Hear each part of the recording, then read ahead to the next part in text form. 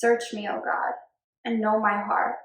Try me and know my thoughts, and see if there be any grievous way in me, and lead me in the way everlasting.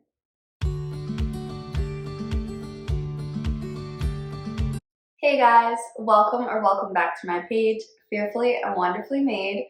I am Mia, and today we are going to be talking about boundary development through the lens of child development. So, many of us have this misconceived notion that our problems started at I do, or our problems started when we met this one person. And realistically, most of our problems were created when we were still growing, when we were children, and that mold was shaped through past relationships and through the growing and stretching of our souls while we were still adolescents. Good parenting is the essence of guiding, teaching, training, equipping, resourcing, and leading in the way that is everlasting. It's not bludgeoningly forcing your children to be exact clones and replicas of who you are and what you believe, rather showing them by the way that we behave, showing them by the way that we operate and that we carry ourselves, showing them the love of God so that they would continue walking in that way. Relationships with your children need to be high in warmth, in love, but also very clear about what is expected. Now, what happens is when you are high in warmth and in love and you are clear about what's expected, that is what's known as authoritative parenting style. Now, what a lot of people will confuse with that is being very demanding but not having a lot of warmth. So those words are super similar, but there's a big difference in the way that you love on the child. Now, conversely, there's relationships where there's no love and there's also no guidance, and that is simply uninvolved parenting. Now, a little bit more common, what we see is permissive parenting, where you can't necessarily say that there's not a lot of love, because there is. The intentions behind permissive parenting usually comes out of wanting to make your child happy and to not see them be sad, but there's not a lot of consistency and directive on the ways that they should behave, and that is simply permissive. So we're really struggling between, are we permissive parents or are we guiding them in the ways, everlasting ways, with truth and in love? If you're a fully grown adult, it's easy to just dismiss the fact that, like, okay, my parents didn't know what they were doing, whatever, there's no book for parenting, like everybody screws it up. But if you look back to your past, you can use your past as an ally to make your present and your future better. You can look to your past and see, what are some generational chains that I'm carrying? What are some thoughts? What are some actions? What are some things that are just simply not from God, that have been struggles in my family for generations that I want to break? I want to break those chains today in myself, but also for future generations, that we wouldn't continue to carry that. With all that being said, the first stage of child development or of boundary developments that we're going to look at is bonding. Now, typically when you're talking about a baby, this is the first 4 to 6 months of baby's life, where they are being met with constant love and adoration. Someone is meeting all of their needs. They are so enmeshed and unified that they can't even really fathom themselves apart from their mother. They still see themselves as a part of her.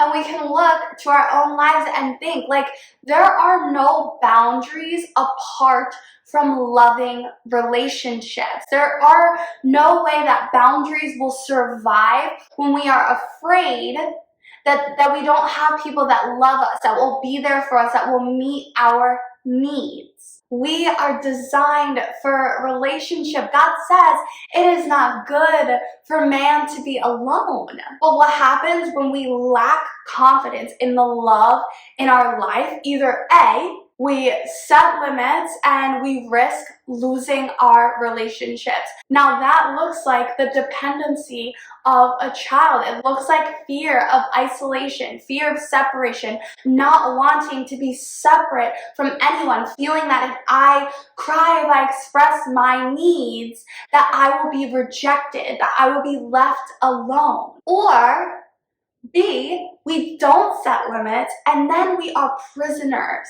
to other people's desires. And that looks like the critical parent. That looks like the overworking boss.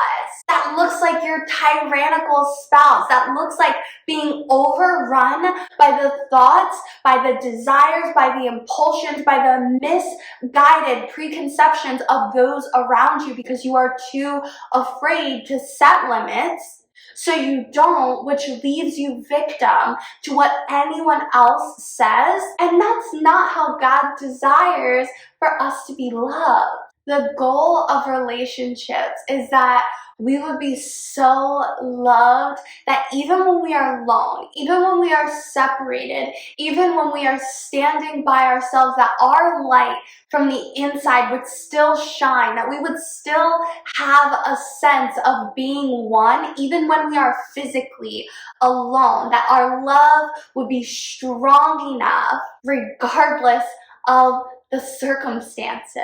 But ultimately, what happens after baby gets through that phase is they start to grow up.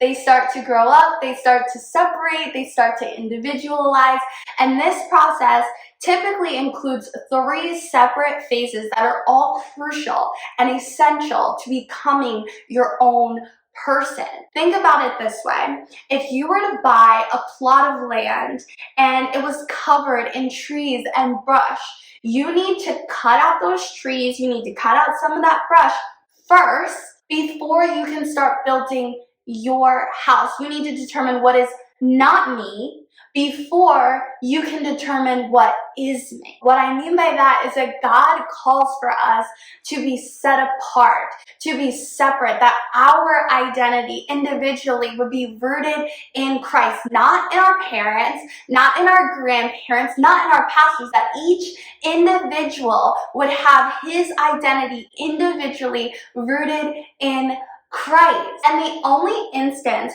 where we see Jesus' childhood in the Bible is when his parents are headed back home and they realize days later that Jesus isn't with them. So they go back and they find him in the temple. And Jesus says, why are you looking for me? Did you not know that I would be in my Father's house? Now, you can look at that and think like, okay, Jesus, like you're still a kid.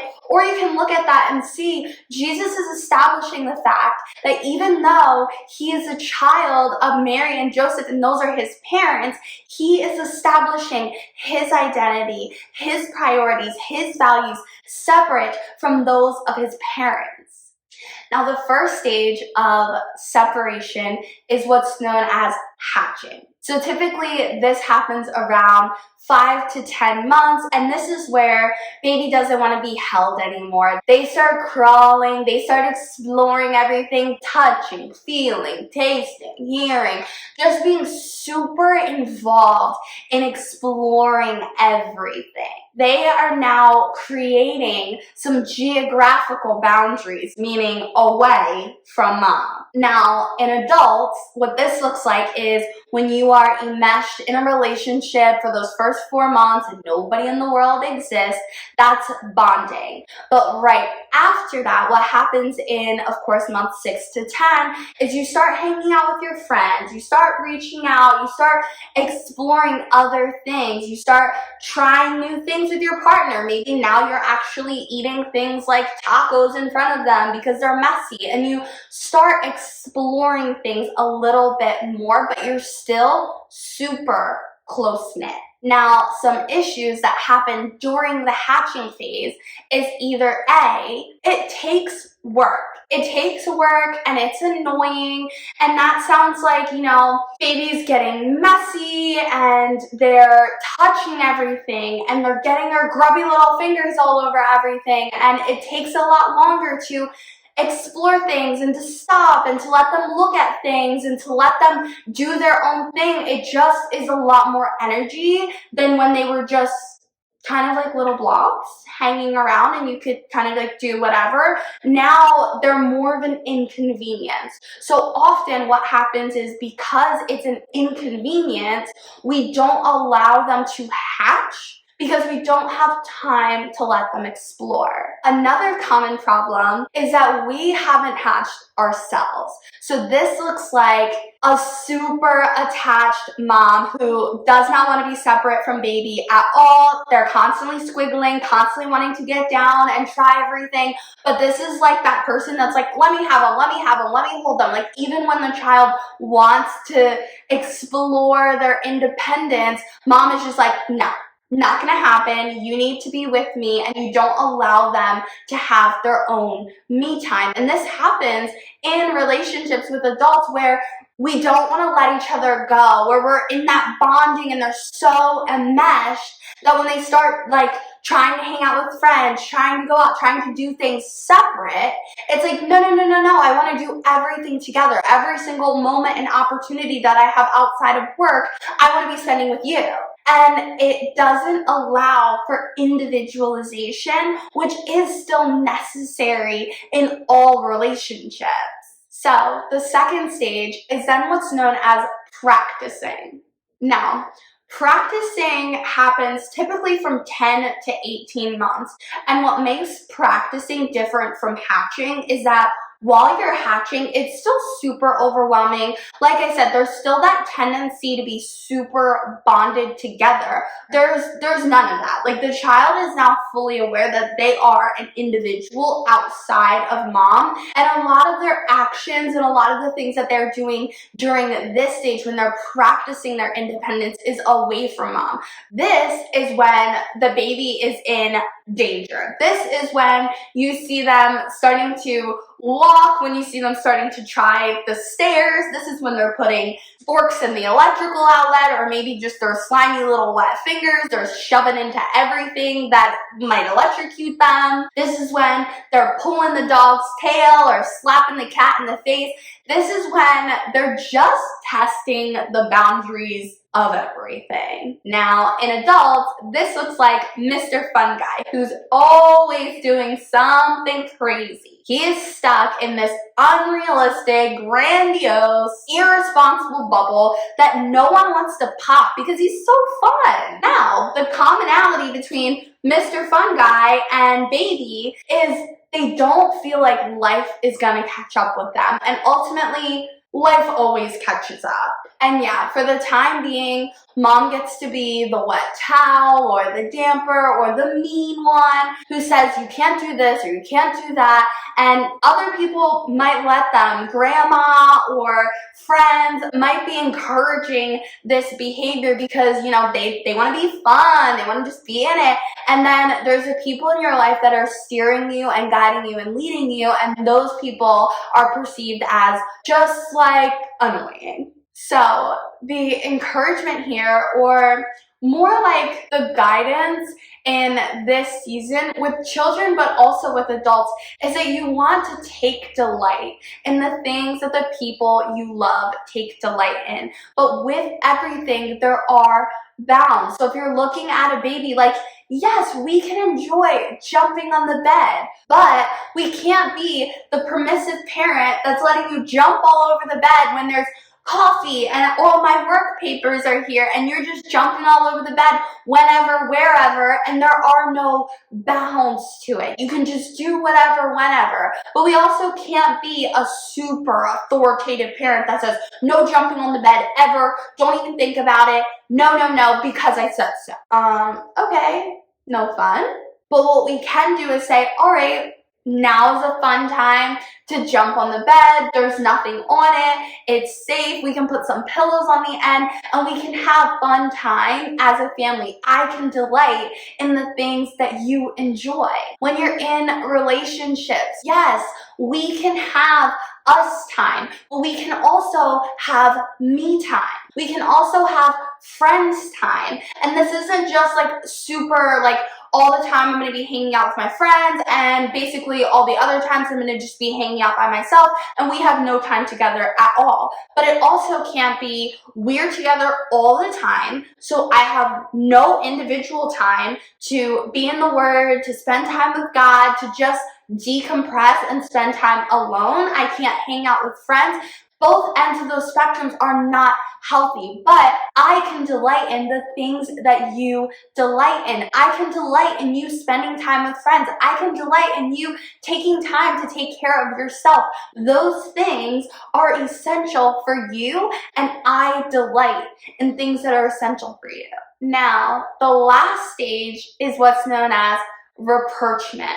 So the age group for this in baby is about 18 months to 3 years old. So this encompasses all of those terrible 2s and the treacherous 3s, all of that stage of life that people commonly see stuff happening and view it as terrible instead of just viewing it and understanding that this is a stage where the child is establishing themselves separate from their parents. Now, because they're babies, they're not able to use all of the tools correctly. But some of the tools they do use are anger, which is easily identifiable. But anger is a God-given feeling. It is our friend. Anger tells us there is something wrong that needs to be addressed. And as a child, learning to control your anger will then allow you to grow up and to develop into an adult that knows self-control. But you'll also know when other people are using anger to control you. Second to that, babies are now in the stage using the tool of ownership. Now, if you haven't already seen my videos on what's in your backpack, I would highly suggest checking those out. But God bestowed upon us each our individual backpack. It is mine. Me, myself, mine. These are all words that establish ownership. These aren't swear words. It's not sinful for a baby to understand that there are things that are theirs.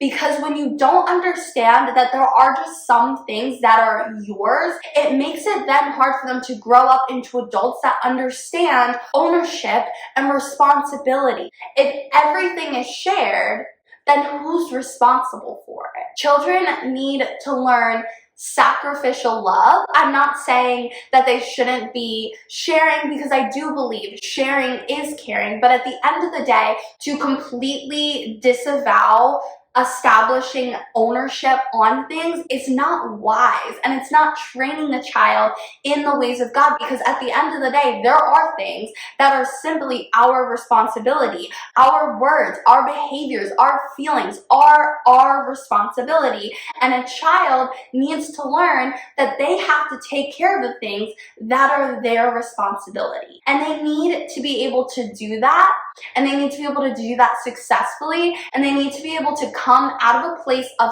sacrificial love to say, you know what, this is mine, but I want to let you have it. I want to give it to you. I'm not going to be stingy and hold on to the things that are mine. I'm not going to give it under compulsion. I'm not going to give it begrudgingly. I'm not going to give it because I have to. I'm going to give it because I was blessed and I'm choosing to bless you. And that is a big lesson for a 3-year-old, but if you think about it, a lot of 30-year-olds still don't know that. Why? Because they were taught that me and mine are selfish. They were taught that ownership is selfish, and it's not. God gave us all individuality, and it is important to understand that so that we can steward it well. Now, another tool that we use to steward that well is no. And sometimes there's that no addicted baby that literally just says no to everything, the child needs to understand that they can say no without the fear of withdrawal of love. Now, I'm not saying when they're just on their parade of no to everything, but what I am saying is if Aunt Debbie wants to kiss and hug and be all over baby every single time they say hello and goodbye, and the child doesn't want to. They don't want to give them a hug, they don't want to give them a kiss, don't make them, which I get is a super big conflict between the younger generations and the older generations. But beyond our opinion, we should not be teaching children that they should be doing things begrudgingly or under compulsion. We should be teaching them to let their yes be yes and their no be no. And at a very young age, we are teaching them that your yes is given because you have to. Your yes is given because I said so. If your yes is given under a fear, then it's not a yes out of love. Now, what I'm not saying as parents is that you should be giving into temper tantrums, or you should be giving into your children and just letting them do whatever they want. But you should be teaching them. You should be having conversations with them. You should be answering their whys, equipping them with the word when they want to hear it. Because trust, if they can understand the concepts of Spider-Man, they can understand the concepts of the Bible. They can break it down and they can sing the songs just like they sing all the songs of Mario Kart or Moana. They could sing the songs of Jesus if that's what they were hearing.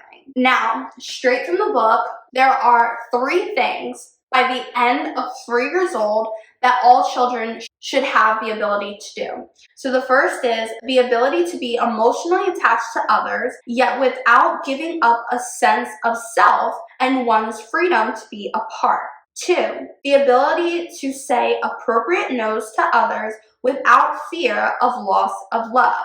And 3, the ability to take appropriate no's from others without withdrawing emotionally. Now, that is a tall glass of water for a 3-year-old because most 33-year-olds still haven't gotten those concepts down. But the earlier in life that you learn these lessons, the less turmoil you're gonna face. So, my challenge for you guys is if you are raising a child, raise them and train them in the ways of the Lord. And if you are re-raising your inner child, raise yourself in the ways of the Lord. Look back and start bonding. Start getting close with and building relationships with people who will love and support you through establishing boundaries. Start individualizing. Start finding who you are. Start exploring things, exploring the word, exploring who you were created to be. Whether you are having children, whether you are pregnant,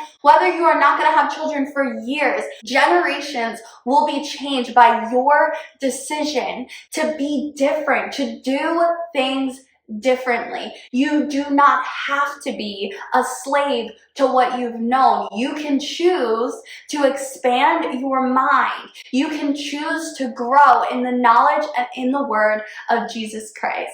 So, if you made it this far in the video and you like this video and you like this video series, make sure to comment a little backpack emoji. And before you go, don't forget to smash that like button and subscribe to my page. But make sure your notifications are on because I do post at least 2 videos a week.